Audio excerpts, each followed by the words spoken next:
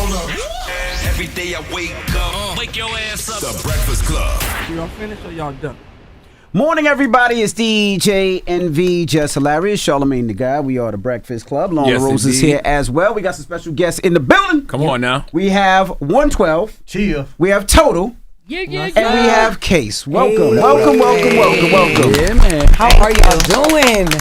Great. Great. This is not a random link up. Y'all going on tour together. That's Yes. right. Yeah, man. This is the 112, Room 112 30th anniversary tour. We're so excited. Brought our brother Case and our sisters Total with us. So we know. Time to have a good time, man. First show is when? November 5th. Yeah. November 12th. Yeah. right? Okay. Yeah. November 12th, Stanford, Connecticut. Brooklyn is November 13th. Yeah. So there's some members missing. So are the members going to be on tour or this is the tour? This is the tour. This is the tour. Okay. Yeah. Nice. Yeah. My other members is coming. You by yourself. What made now the right time for all of y'all to come together for this tour? Ooh, that's a great question, bro. Honestly, man, it just felt right. It being 30 years, us being in the game. So it just made sense for us to just get out there and just show the fans that we really appreciate what they've been doing, been rocking out with us for the last 30 years, man. So, we're really excited about it, man. Like we're managed, Total and 112 are managed by the same, crew. So of course that was an easy, decision to make with that. And then Case, being, that's the bro. Yeah, that's the bro, you know what I mean? And all of us having that catalog is definitely, we wanted to bring back that 90s nostalgia, you feel me? So absolutely. That. And all y'all can still sing. Thank you. Thank you. That's not everybody doing it, but y'all can still sing. That's important. That's good. Yes, ma'am. Now, so were you guys on the road already on tour before, or you had to break from family obligations and be like, I'm going to need to take some time out and get on tour? We, Kesha and I were on, we just started back a year ago. We came back out. We did the Queens of R&B tour. Prior to that, we were home. We broke came out out the from door. our families. And How difficult was that getting back on the road, getting back on dancing, getting back on singing? How difficult was that? it wasn't. No? It really wasn't difficult. It's like, like riding a bike. Once you did it, you done it. So it was just, my kids are older. Kesha still has a high school child. But so it wasn't hard at all. They're very supportive. They actually was like, go do it. Yes. Like, Bye. Get out the house, Mom. Get out of here. Yeah. Rehearsals was dope. We had to, work it out a little bit. But like Kima said, it's like riding a bike. Once you get started, it's like, And our vibe is very authentic. So it's, just show up and be authentic. But people want them dances from the old videos. Like you gotta do, if you ain't hitting them dances from You ain't got the the, ball. because they gonna mimic it. We have dances, You got a bop. and we got our bop. There you go. How did y'all find that balance back in the day between being like sexy but strong but still street with it? Like how did y'all find that balance? It was just natural. Like that's just who we are. Growing up, Jersey, like how we were. Yeah. And that's what made us, to me, that's what made us who we were.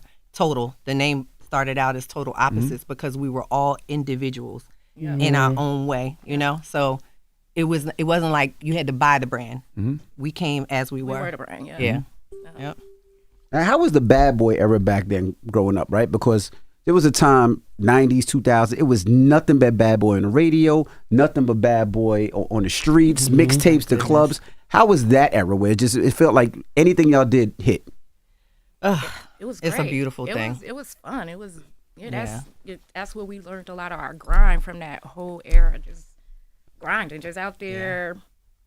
It was going to the tunnel. Like, it was just fun. It was just like a big old party. Yep. Yeah, that tunnel, that was crazy, right? Us coming from Atlanta, you know what I'm saying? It was like a different culture. So, you can imagine how that felt. He's coming, I know he's from the south side of Atlanta, you know what I'm saying? So he coming to New York. It was a culture shock. The culture was a shock, So, but it was so much fun because it was just like, okay, clubs smaller, but you know what I mean? But it was like in your face. So, you know what I'm saying? So we learned a lot musically here. Now, what about for you, Case? Now, you weren't on Bad Boy. You were on Def Jam. I was a Def Jam. You were a songwriter. You have the, I always say, you have that one wedding song that you will get paid for the rest of your life. Happily ever after. Yeah, let's hope. He said, let's hope. So how was it coming up for you during that time? Because at that time you were Def Jam. Def Jam was heavy hip hop, and you was probably one of the only R&B singers at the time. I mean, it was cool for me, except for the only problem was they was learning on the fly how to do R&B. And so I get caught up in that sometimes. But yeah, I mean, you know how big they was then, so that part was cool. It was just a lot of times they had a lot of hip hop sensibilities because it's a hip hop label.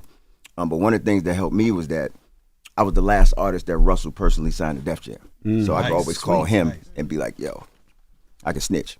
You know them records was gonna be so timeless, like Touch Me, Tease Me, Happily Ever After. I didn't know, but that's what I always wanted to do. Like I never wanted to make like trendy stuff. I always wanted to make music like my parents would listen to stuff from like 20, 30 years earlier, and they would have me doing it. And so my thing was like, if I could do that, then I'd be happy, and then everything else would fall in line. You worked with Mary J, Beyonce, Foxy Brown, Usher. Who else? There's a bunch of people. LL, Ghostface, Genuine, Tyrese, Jammin' Lewis. What's a session that changed the way you saw yourself as an artist? Probably Jammin' Lewis, because I was a huge fan, and I'm sitting in a room with Jimmy Jam and Terry Lewis, and I'm like, and they was like, well, yeah, Janet, we're gonna have Janet come. She loves you, and I'm like, wait. I'm like, wait. So they try to call her, yeah. I'm like, we don't need to do that. I was just saying I love her. Don't have her walking here, because that'd have been different. Yeah. But it was really that one, because I'm like sitting there. I've been listening to them forever, and I'm like, dang, I'm sitting here. Another one was the first time I worked with Charlie Wilson. I had wrote a song for him, and I was a huge fan. And I'm sitting in the booth behind him on the floor while he's doing his vocals, and I'm tripping out like, dang, this is really happening. So it was a lot of different moments. I felt like Def Jam didn't treat you like a regular artist, right? With Total and 112, I would see them out in the club. Like Bad Boy would have them out, and Def Jam artists, Def Jam would have them out. I didn't see Def Jam put you out as much like that. Was it because you didn't want to go out? Or They probably didn't know what to do with him because he was R&B. I think a lot of it, first of all, I hate going out. Okay. So if I didn't have to be there, that's why you always be like, yo, I ain't hearing a lot of stuff about you, because I know how to, I'll be over here. So, I mean, I wasn't really big on going out, or when I did, I'd be somewhere else. Unless I had to be, somewhere with them. Gotcha. Did you guys, well, Mike, I saw you say that you feel like, you guys' first album, without that, you don't think that R&B would be as prevalent or as worldwide as it is right now? Oh, Mike. Oh, okay. Yeah. So, because we felt like we contributed a lot more. 112, we walk around with modesty on our shoulders and stuff, and I know that's hubris to say that while you're talking about modesty, right? But we always walked around with this mindset that, man, we'll let our actions speak for themselves. But we would always challenge people, like, find us, because our niche in the industry was hip hop and R&B. We weren't just hip hop artists. I mean, R&B artists. We were hip hop and R&B artists.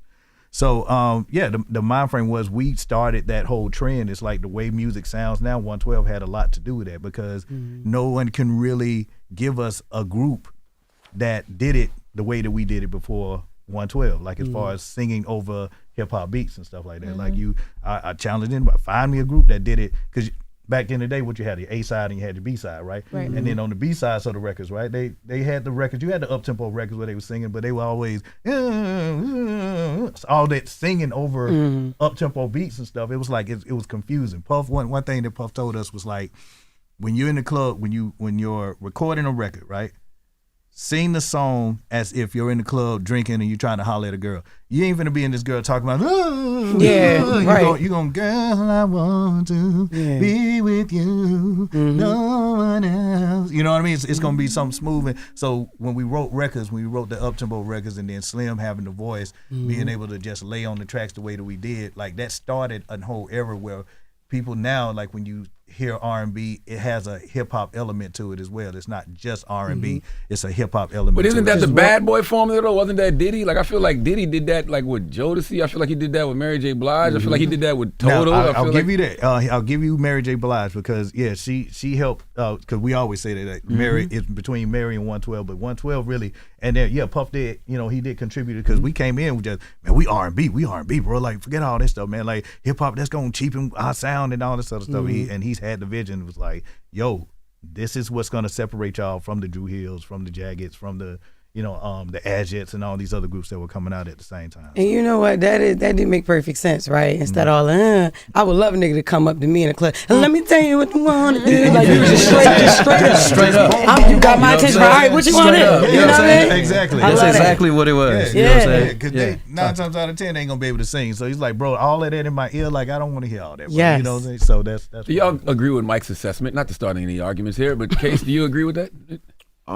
Yeah, I mean, they was part of it. I mean, during that era, that's when hip hop and R&B was coming together. So, so pretty much. And I feel like Bad Boy was at the forefront of that. Yeah, Definitely. Yeah, because Total was hip hop with that touch of R&B. Right. We were R&B group, but I think we were more based hip hop with the touch of R&B. And Mary definitely was the pioneer of that sound. So in total, you And guys so are you- some of the first. I'm sorry, go ahead. Shout out to Kid Capri. No. I was just gonna say when Puff did the remixes with Jodeci, because Jodeci was just the R&B, and then he brought the hip hop element to it. Yeah, Ghostface and Raekwon on the Freaking You remix. You know, like I don't want to hear "Can't You See" without Biggie part. Like I hated when some of the urban AC stations back in the day didn't play rap, so they would just play the R&B. Right. Oh, I hated that. Right. I was like, They would do that with y'all too. With You gotta play Biggie part. I mean, touch me, Timmy. There's places where I would go perform, people That's didn't know so Fox was facts. on that record. Right. Which was crazy. Really? Right. Yes, because they didn't want some. They didn't A lot of urban ACs didn't play the That's rap. true. Yeah, you got to play the record. Wow. Yeah. So how did y'all sign to Puff? When did y'all meet Puff and Puff was like, this is the group that I want? How did that start? Because it's the first time you guys up there. We met Puffy through. It's a long story. We met these guys that introduced us to Kathy. Kathy was from Mount Vernon. Kathy Dukes. Kathy Dukes. She's how we met Puff. Puff is her son's godfather. Okay. He's the little baby, the little first bad boy baby. Oh, put the mic closer. Yep. All right, okay. So that's how we met him. Wait, can I bring them in? So Kathy, one day when we were introduced to Kathy, Kathy was like, I would love to represent y'all, manage y'all. So we were riding. Kathy was like, y'all gotta always be ready. Yeah. So she pulls up, she goes upstairs, she's like, I'll be right back. She comes downstairs and she was like, okay, I need y'all to make up a song and put Puffy's name in it. At the time, Puffy's Puffy. He's actually in the studio with Jodeci doing the remix. So he comes downstairs, he introduces himself, and then we just start singing, but we're performing. Yeah. We like, Had him all backed up against the wall in the elevator. He was looking at us like, he had his this mouth guy's open. He was like, how old are you? He asked our ages, came upstairs. We watched him, direct Jodeci, and then he asked us how well did we get along in the studio. Like, if we had an argument, did we get back in the studio? And we were like, yeah. So he was like, okay. So he was like, yo, y'all sound really good. He was like, yo, I just would encourage y'all to keep doing what y'all doing. Don't let nobody break y'all up. 2:00 that morning, he called Kathy. He was like, don't take them nowhere. I want to sign them. Wow. What was the first song that y'all did? What was the first one y'all recorded? Well, we recorded songs that never went anywhere because we were just trying to find our sound. But can't you see? No, Juicy. Juicy with Biggie. Juicy was the first record y'all did. Yeah. And how was working with Biggie? Everything. You got to break it down, both songs, the Juicy and the Can't You See. The story behind how we wound up recording Juicy is like, Big was like our little big brother. Like, we were close with Big. So we would frequently be in New York, hanging out in the studio with him. So he called us one day. He was like, come to the city. He was in the studio. So we went to the studio, and he was playing Juicy. Kesha started humming something. Biggie was like, y'all should go in there and put that down. So he, just gave us some words or whatever, and we went in there, and we put it down, and Puff had us come back the next day and do the One More Chance song. So that's how it started. I did One More Chance too. Why did it never say feature in total? I never knew Well, that was a One More because it Chance was- or Juicy. I never knew that. Yeah, That's there's kinda an crazy original now. One More Chance. The one on the album is different from the one hip hop Faith and them version do. Yep. with the voicemail in the front. Yeah. Yeah. We need to work on that. Juicy. Yeah, it says it now when you Google it, but I assume that it wasn't knew that. necessarily supposed to been a feature for Biggie because it was his first single and stuff like that. So Yeah, and we were I don't new. think it. We were new. I don't think it was something that just happened. Like we was in the studio and we got in trouble. It was our manager was like, "Don't do that no more." But I just think they didn't plan for it to be Biggie's first album to have a feature on it. Did y'all get writing credits for that or no? No, because Big wrote it. Right. Yeah. I'm be honest with you, I didn't know y'all was on Juicy R. One More Chance. I didn't know that. We know those records verbatim. The that's One More crazy. Chance Dirty version is like one of my favorite records Yeah, that's ever. us. Yeah, that's them. Wow. You said we need to Hold work- on. And Can't You See? How did Can't You See come together? We just came to the studio and the track was playing, and we were like, "Oh snap!" And then Terry Robinson, what was the group that Terry was on? The girls, Thank Terry you. Robinson. She's so incredible as far as songwriting. And she came. She was like, "This is what it is." Okay, verse. I like that verse. She liked that verse. Like that verse. We went recorded it, Nice. and it was what it was. Was And Big I already on remember- it? Or no? No, Big wasn't on it. He was in the studio. and then he came in and laid it down. Yeah. It's crazy. Wow. That's crazy. Yeah. That's crazy. I was gonna ask, when you say we got to work on it, you can go back and make sure that you guys are credited on the song now, even though like it's been listed should certain be able ways, to. like Yeah. how would that work? Because I think Pam was able to do that with Hypnotized. Yeah. So I think And then we get our sound. We get performance royalties for it, like our sound exchange and stuff like that. And Yeah. it has gotten updated. We had it updated on the internet, so now if you look it up, it does say featuring Total, but it just didn't go out like that. That's Yeah. crazy. Yeah. I had no Yeah. idea. Yeah, was a a Wild lot Wild of West people back never then. knew it. So Yeah. we were like, wait, but if y'all Total fans, how come y'all can't? You know, you Can't don't tell you because can't hear it. I did. I just never like realized that it didn't say featuring. Right. Yeah. Total. I Yeah. didn't know Oh, you y'all know. voice is Maybe now. definitely. Yeah, no, thank Y'all you. know. Y'all know. Thank you. Everybody know Y'all your a voice. question. Did y'all enjoy the moment of the 90s? Because when I look at y'all, it's like y'all are like mythical figures to me, right? Like, you know what I'm saying? Because y'all defined not just a genre, but like y'all were the soundtrack to our lives. Did y'all Absolutely. really enjoy the moment? Yes. Yes. Oh yeah. Yes. Absolutely. Yes. bro. We had a Trust me. lot. We of had fun. fun. We had fun. Yes, sir. Listen, when they said Bad Boy was in the building, bro, it was a It was different. I mean, we Yeah. were on a high. Yeah, we I mean, were. you couldn't ask for a better label, you know, and a place to be. And especially like aspiring artists, when this is something that you dream of doing, to land on Bad Boy. And we remember the time clearly when Bad Boy was everywhere. Bad Boy. Right. It was nothing to just walk in a club or walk anywhere and just get that love, admiration, and respect. Like it was, we it wearing was black great. leather. They in the world wearing black leather. You know, we wearing the headbands. Everybody's doing headbands. Like we were. It was deeper than the music. You know what I mean, it was like It was you a said, full blown culture. family like, unit. culture. Yeah. Yeah. It was a movement. And we loved each other. Yeah. That- Genuinely. yeah, Like and we we just still would do. go in We'll each be- other's Still do. Yeah, we sessions, still do. Each other's go sessions. support. A lot of ways how the record got together. Like we tell the story of how we were on Big's. Like if you listen to Life After Death, right? 112 is all like Big. He shouts us out throughout the whole album. That's because we were in the studio with him. Like so, Daddy's house had the Neve, the SSL, and the pre-production room, right? So 12 is in the pre-production room. Junior Mafia Big is all in the Neve room. C's come out and says, "Yo, Puff, Big want to holler at y'all." So we go in there. From here up, weed smoke, right? So we can't see when nobody's at the shit. So we feel around. So Big is just sitting there, right? And we use this all. We use the word genius. We throw the word genius out a lot, but this is true definition of genius, right? So we walking in. Big sees us. He say, "Yo, what up?" And that's it. He says nothing else, right? So everybody else, Junior Mafia, they moving around. Everybody's laughing. Everybody's smoking, having a good time. Everybody's drinking. 12, we baked out our minds because we don't smoke. Y'all ain't smoke. So we baked, right? So around 2-3 hours later, Big's like, "Yo, I'm ready." And the engineer's like, "Ready for what?" So dude gets up, going to the booth, and does "I Got a Story to Tell." Wow. So the part with my 112 CD blast, because we were in the room with him. So he's listening to everybody's story. He's listening to Junior Mafia tell their story, 112 tell their story, and then he goes in that, doesn't write anything down. Now that's what a genius. Like we saw that firsthand. Like this dude never wrote anything. Him and Faith Evans, Faith doesn't write anything down either. Like so, Faith don't write Faith, that down. heard that. Wow. Faith don't write anything down either. Jesus. Yeah, Faith don't write anything down. We watched her do "You Abandoned Me, Love Don't Live." We was at what's the other studio, bro? I forget what it's Hit Factory. Hit Factory. She was at Hit Factory, doing that record with Mary J. Blige.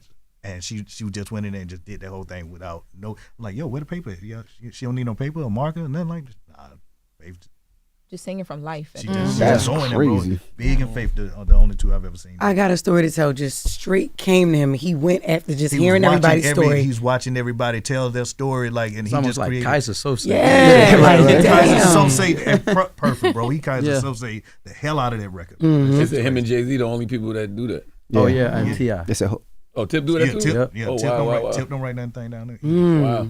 That's great. That is a gift for sure. It Man, is. man, back in the day, it's like R&B used to celebrate like love and heartbreak, but now like it feels transactional. Yeah. Right. Yeah. What do y'all think made vulnerability cool back then?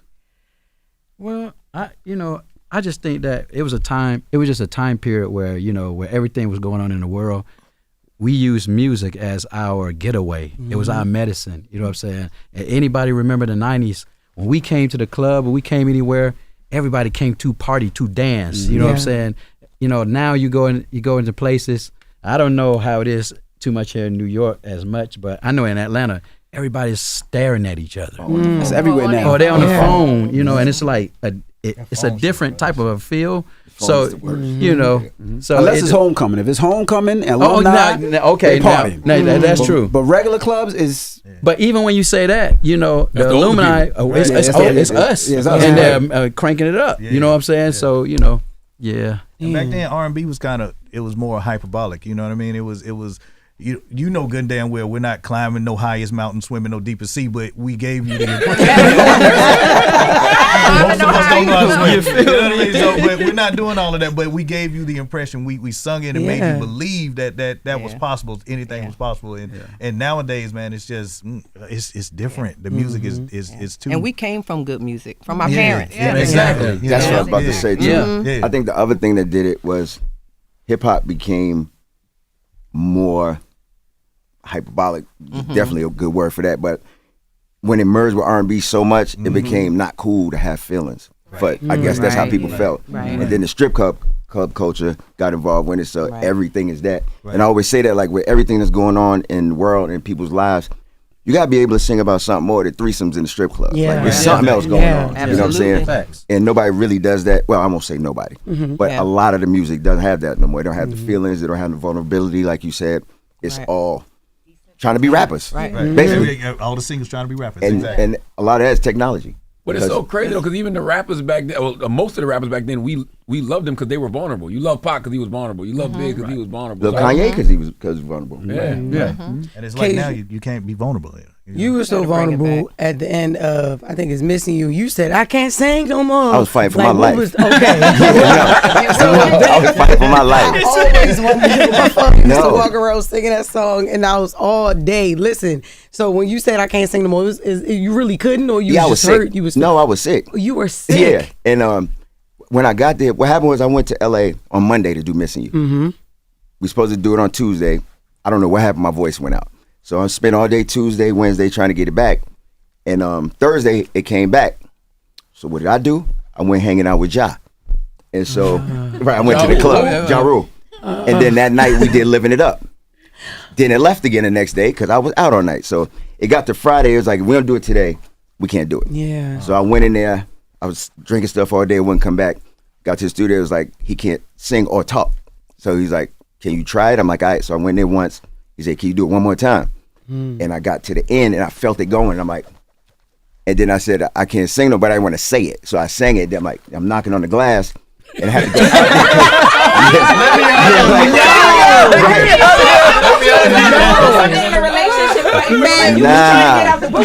Well, I was letting them know that was it. That was it. For everybody. And so I went and I'm knocking and then fine. That's why I didn't sing nothing else. I came out and tapped him on the shoulder. I'm like, and that was that. I just literally thought you missed her so much that you can't Well, I even missed that sing too. no And I was fighting for my life. And then the crazy thing about that, I got nominated for Grammys for both them songs. Bro, tell the truth. But yeah, that's craziest part. They got nominated for Grammys for both them songs, Amazing. which was crazy. Man. But yeah, I was fighting that night. Yeah.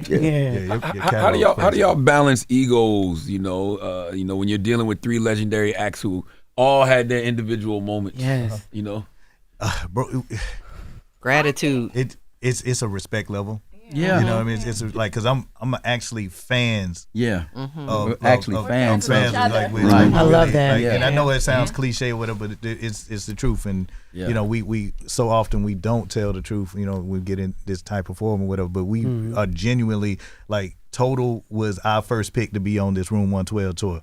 Case was our first pick to be on this, because Case, his catalog, we just spoke about it. His catalog, ridiculous. Total, ridiculous. 112, ridiculous. And we wanted to bring back that 90s nostalgia, you know, and just bring back that whole era of, I knew where I was when I heard Only You for the first time. Oh my God. You know, I knew where I was when I heard Cupid, when I heard I'm Missing You, or when I heard Can't You See for the first time. Like, I remember where I was when I heard these records. Not where I was supposed to be where I was at when I heard that. What I wasn't supposed to be doing, what I was doing.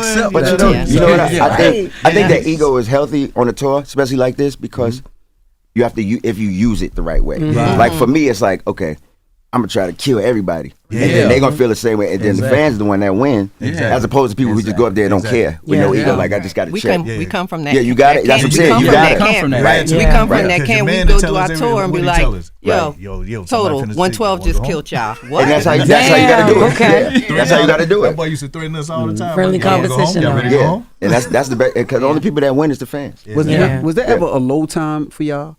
Because I feel like my daughter's 24 and she loves 90s music more than anything, right? It's probably because dad plays it in the house. Mom and dad play it in the house. But I feel like, was there a low time? And then I feel like 90s just came back and is stronger than even this year's, like this decade's music. Was there ever a low time for y'all? Yeah. It definitely was. I think for us, the resurgence of the 90s, you know, was something that was what we appreciated more than anything. And that happened about maybe almost like 6-7 years ago. Yeah, it was like the pandemic. Around that area. Around that area. You didn't know when you didn't know what the state of music and how the industry and how we were going to perform was going to be. Remember, everybody started experimenting with the whole, taping, and then video. It was just I thought we were it's gonna be that, So much gratitude now to see it for where it is, and we feel like it's a blessing that of all the eras they chose to pick, they picked the 90s. Right. You know what I'm saying? So if I had a time machine, I would want to go back. I really want to experience it in New York. Like, man, you would have loved. You laughed at me. It was crazy. I said that one time and you laughed at me. Go back in time. I just feel like the time that you guys were like the top.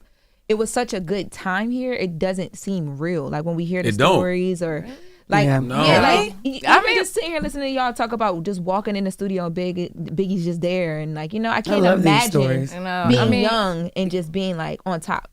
Yeah. Like in that time. But you're working so hard that you don't even realize it. You know what I mean? Like you don't even realize what it took us to step away from it, and okay, we can use it as our downtime, and say that was the time. For us to go back and look at it and say, man, we did more than just sing. We contributed to a culture. Like we are part of history. We're part defined of the culture. Yes. So that was amazing. It's looking at it now, being older, like you're looking at it now, because my kids now they're going back and they Googling like, Dad, y'all did Peaches and Cream? That's your bro, look at the video, bro. That's me. That's your dad. We didn't already talk about that. My kid, no, because I don't go around. I don't go around. Hey, look at Mike from one time. I don't do that. I like they grew up as normal as I hoped I could, because I could teach them to be, because it's such a mental strain that the industry takes. Like it gives, but it also takes. You know what I mean? Exactly. And one of the things is the lack of the mental health that comes along. Saying with that, because you're inundated with all of this. You have to be perfect every time you see you're out. Your face has always got to be right. Right. Your clothes got to always be right. Or man, they done fell off, bro. Like I just came from the gym. But I think the camera messed that up. The camera messed it up, because when the reason I asked if he was out, is I would see everybody out, right? I was a kid growing up, so I would go to Grant's Tomb and see y'all on 125th Street. Right. I would go to the tunnel and see y'all in the tunnel and different things, and there was no VIP area. Like, no, it wasn't. we We was all together. That's what it was. That's And facts. it gave you a connection with an artist, but there was no phone, so it was no I'm taking a picture. Right. There was no, Right. you know what I mean? Present. The only Very thing that you would present. possibly do if you want, and nobody wanted to look corny, but you might ask for an autograph, but nobody wanted to come to the club and do that. So it gave you you enjoyed the connection. moment, and I Yeah. feel like people are not enjoying the moment now. Yeah. Disengaged, disconnected. To the mic. And everybody had. I hate when you come out on stage and everybody got a phone. I'm like, so it's impersonal. happening right here in front of you. Yeah. Yeah. And then Bustle and for all me that. anyway, I don't think that, because I think part of when you perform, it's how it sounds, it's how it looks, but it's the energy in the room. And you can never, if you go back and watch that, you're not going to get that energy. The energy is right there in front of you. Right. Like for me, I would maybe take a picture, a quick video, then I would put my phone down. Right. Like, I went to see Stevie Wonder. I ain't even take a picture. Right. I sat there because there's an energy that goes with it. And I think a lot of people miss that because you like this. And I'm like, yo, it's right in front of you. If you put the phone down, it's happening right there. Exactly. It's Because just when you different. record, you gotta watch the phone Yeah. to see if you got And the then right they angle. be high and you singing not- off key. Yeah. Yeah. And so I'm like, am I messing up? When I see the videos, I'm like, no, that's her singing. Yeah. I'm like, hold up, ain't no way I just did that. Yeah. I did. Yeah, Yeah. I did I that did with that. I'm like, wait. Beyonce's tour, Man. and I'm like, I never went live, ever went live on Instagram, and I wasn't expecting this. Beyonce came out and she just started speaking. I'm on live. I'm like, I'm on live, y'all. This is B. And she started speaking, and I started crying. I was not expecting it. I was like, okay, guys, I gotta go. Literally, I might have been filming for like 10 seconds. You gotta be in the moment because it's an experience. You know what I mean? Because watching it back is not Yeah. the same. No, it's not. Kim, I wanted to ask you, Kim, what was your household like growing up? Because I got 4 daughters, and a couple of them expressed wanting to be in the arts. You and your sister Vita, y'all actually made it happen. Was it your parents pushing y'all to both be in the industry, or what was it? No, God's plan. Vita was always a lot more outgoing than me, so it wasn't surprising for me that she got into it. No, like my mama had us in church. My mom was a struggle for her. So like I know for me, all I wanted to do was just be successful. I wound up singing. We sung in a choir and stuff like that, but I wound up being in a group and entertaining the industry through Kesha when we became friends. She heard me sing, but it was just something that we just always did. My mom sung backup for Aretha Franklin. Grew up in that era, but it was pretty normal at home. Like I really honestly didn't have time to dream because I was so busy trying to figure out, okay, how I'm gonna help my mom. Like I needed to work. So, that was my plan soon as I was old enough. So nope, she didn't push us. She supported us. Like she was our #1 fan, but she didn't push us to be into it, be in the industry. You want me to go to rap? Missy Elliott. Oh, Missy told Vita she had a rap voice, and Vita ain't stopped rapping. this is great. So was this when y'all did What About Us, or was it around this time?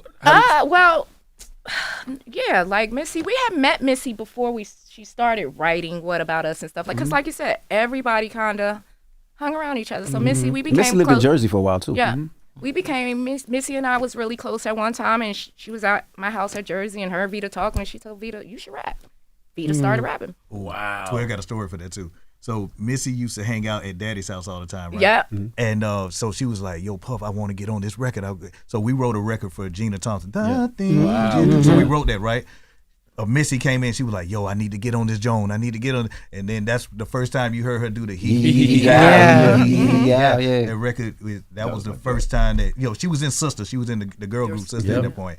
But she had came up and she was like, yo, I need to get on one of these records. I need to get on this record 112. I'm going to write this. So she was just, all the time, she was just in Daddy's house, man. And that was the energy that was around Bad Boy. It's like we were just all in each other's studio. Like, hey, Keys, hey, Mike, come in here and sing this real quick. All right, Faith, come in and sing this record. Like a lot of times it wasn't, just, it was by design. It was really just being in the room at the right place at the right time.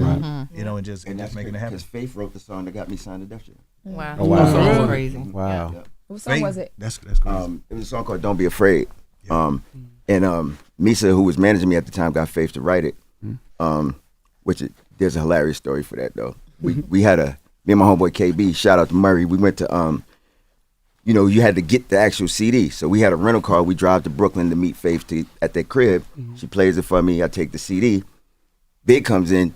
He don't know us. It's 94. So she like, yeah, this case, he's an artist, blah, blah, blah. He looking. So we leave. We go outside. The rental car won't start. They leave and come back. We still sitting there because we trying to call somebody to come. We sitting outside the crib for like maybe 3.5 hours. I'm like, we look suspect as hell. We sitting there. I'm like, yo, if I was them, I'll start shooting. I hope they don't. So we sitting there. Finally, we leave. And then when they had it was a radio station that I was hosting. I was coming out. Big was coming in, and we laughed about it. But he remembered that. I'm like, yo, this looks crazy. The car wouldn't. I'm like, yo, we sitting across from his crib. Now it's dark. And it's just two strangers that were just in the crib. I'm like, yeah, this is crazy. Wasn't no Uber back then? No, it wasn't nothing. No AAA. It was barely cell phones. We were going to the payphones. It was barely no cell phones. This was in 94. That's crazy. Oh, that's crazy. So Kesha, I gotta ask. back then either. Nah. Did Omar Epps write a lot for Total? I heard he used to write a lot for Total. No, that's not true. That's not true? Okay. That's not true. But yes, I just posted the other day. That's what I'm asking. He and I wrote, "Tell me what you want." Really? I mean, I said, "Tell me what you want." Tell me. So that's when Omar and I were just friends, and he would drive out to Jersey, and we would just listen to music, freestyle to music. I played him. I was like, "This is a song a track that they just gave us." We just started freestyling. Took it to Puff. He was like, "Yo, this is crazy." We played it. Faith came in. Faith pinned some more.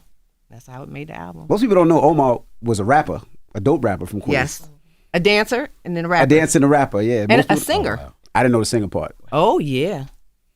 And Omar can blow. Really? Maybe you only does that for you, Keisha. No, Omar can sing. So you heard of Vision? The group? Yeah, they were, I want to say Def Jam. Really? Yeah, they were like signed to Def Jam at first, but Omar could really sing. No, wow. Just Vision, right? Damn. Just Vision? Manavision?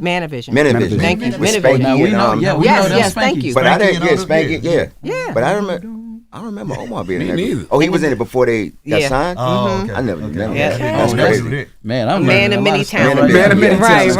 That's crazy. I want to ask Keisha and Kima, back in the day, what made y'all decide to go up to the radio station and press Wendy Williams? Like, what did she say to y'all that caused y'all to say, we got to go see her? Were you there? No, hell no. Oh, you way were before gone my already? time. No, way before my time. Okay. That was the 90s, right? Yeah. Yeah, but it was, I think, yeah. I didn't get it Were you there? Were you there? You ran out. Were you looking out the window? Were you the one that runs in the window?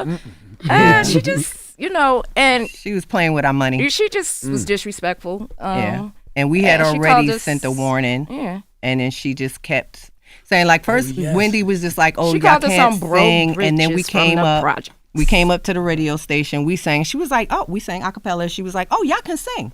Then it was that. Then it was just like, "Oh, they're Jersey, and I hear that they can't pay rent and they can't pay their rent and stuff." And we were like, you know what? Enough is enough. Because at that time, that's all she was doing. It's like, listen, when we get these opportunities as Black artists, we got to uplift them and talk Yeah, more why you about the tearing us down? positivity that they do, right? Instead of you give a moment, a blitz of something that they did positive, and then something that happened negative. You playing that all day. Yeah, So we were just like, enough is enough. Kima was like, "Puff, can we go up there?" Period. Because I didn't, I know politically we would have been in trouble if we would have just went up there. So we asked permission, and he Puff didn't was say like, no. "I'm tired." So we he did. was like, "Go ahead." Oh, that's right. It was like, "Wendy, what is that you had to say?" Right. And she was like, "Well, no, talk that stuff right now." And then her husband at the time, security, he had said something to our security like, "Come on, man, come on." And she ran to the car. She got in the car and stuck her middle finger out the sunroof. Out the sunroof. Hold on, you say y'all And then sent we her- never heard no more from her. No, she just tells the story. You say y'all sent her a warning. Was y'all the one that sent the fish? No. What That was fish? her boss. I don't really want. She was a Def Jam. Oh, I don't boss really sent the want- fish. The boss sent- sent. boss Oh, sent- wow. Wait. She said what? What fish? Boss sent that dead fish in the mail. Yeah, somebody sent the dead Luca fish in Brasi the sleeps mail. with the fishes. Yeah, he said that. She said that dead. That was Boss that did that. No. Shout out, rest in peace How to did you Boss know too. that? Holy. I was on Def Jam. think I It did. happened around that time, Oh. and it happened around the time when I had just signed and I just met her. Shout out to her too. She passed a few years ago, but yeah, I didn't even know about that. Wendy used to. I can't say nothing about Wendy because she would find out stuff about me, but she would call me and be like, look, this was I'm hearing. And she would send me the faxes. I don't know why she looked out for me. I'm glad she did, because some of it was dead on. Nah, I hope not a crush on me. But right. But the reason I missed that era though is because y'all was able to pull up on people. Nowadays, people just be in their basement behind the computers, talking crazy. You know what I'm saying? Yeah, that's the worst. Internet though. The keyboard bullies. Yeah. They gotta go, guys. Damn. All I don't right. know why they said they gotta We was leave. just getting They text me like 10 I know. times. Damn. All right. Real quick, my bad. All right. I went two more questions. Did y'all like Tiana Taylor? How You Want It, right? Because she sampled Tell Me. Yeah. Did y'all like that? Yeah. I love Yes, that. we was love fire. Tiana. Like, Yeah. I love that. Yes, we do. love Tiana. Okay, perfect. And King Combs was on it as well. But yeah, I Yes. thought that was We love that was a Christian. bop that took We me love them. back. Oh, You know what I'm yeah. saying? Yes. Like to y'all, so I thought that was Yeah. dope. Yeah. Stay tuned. You Okay. might be saying something with that. Okay. All right, a little something. A little That's what's something. up. You know, that's what's up. Now, Case. Yes, ma'am. Yo, the best man I can be. Now, with all those egos, you got Jen, Tyrese, RL, and yourself. How did that studio session go? I felt like It was cool, but I'm gonna tell you, it probably would have not been as cool. But it's Jimmy Jam and Terry Lewis, so yeah. you gonna kind of act right, even if you don't want to. Okay. So it's them. Did y'all record at once? Like, Yeah, we y'all- all flew in and recorded at the same time. Yo, y'all. I was the y'all last were- one I got there because my flight got delayed or whatever. But yeah, we was all there. Well, y'all Actually, I fighting was for having y'all a party at Jimmy's, a platinum party that night that I missed Yeah. because I had to go up there and do that. But it was cool because it's Jam and Lewis. Like, you ain't gonna get in there and ass with them. That was the funniest music video I've ever seen. Yo, When I y'all- be seeing the all memes y'all- now. Yo, y'all was going in. So who did the most? I don't know. I was worried about me. At the No, video? I'm talking about in the video shoot. Who do you feel did the most? Always Tyrese. Nah, I might have been Genuine back then. No, Genuine was way more. Yeah, Genuine was- Yeah. But who do you think did the most? Tyrese definitely did the most. In my I opinion. think But it who you would think? be probably out of RL and Tyrese. Okay. Because I seen a meme recently. It was like, yo, Tyrese threw the hat in what's Like, his face. for I'm like, yo, what, I yo? never noticed that. I think that was an Yo. accident. I think he was throwing it and he walked. I don't know. I was high. I was like, Yeah, I was high. That's how I was. And I'm man, looking at them. I'm like, yeah, I'm I'll not doing take all that. that. I'm gonna hit the blunt again. I'm like, I'm not doing all Yeah. this. Where my glasses? That's one of my favorite songs. But I just always wanted to ask one of y'all who did the most, because the most was done. Yeah, in it the was music fun video. though. Yeah.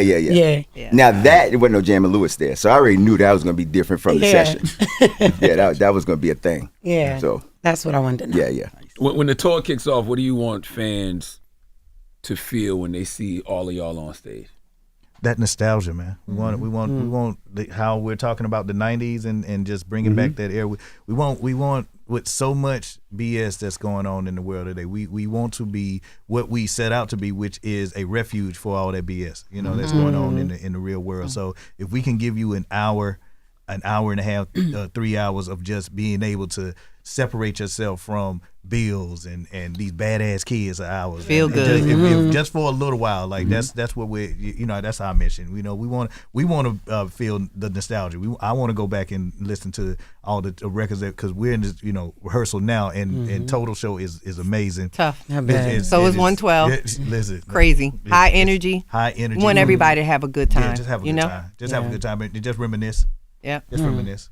wow. Well, me and the my phone husband down. will be in Put the attendance. phone down. That's right. Can't wait. Put the phone down. Put the phone down. Y'all get them tickets. November 13th, we'll be in Brooklyn. What is it, King's Theater? King's Theater. King's Yes. Theater. Yeah, so We'll be in that's it. Stanford, Stanford, Connecticut. On the 12th. 12th. Got so many questions, Can't but I know wait. you gotta I go. We know. appreciate Yeah. it. I just gotta ask one more. I'm sorry. Yeah, go ahead. Go. The No One Else beat.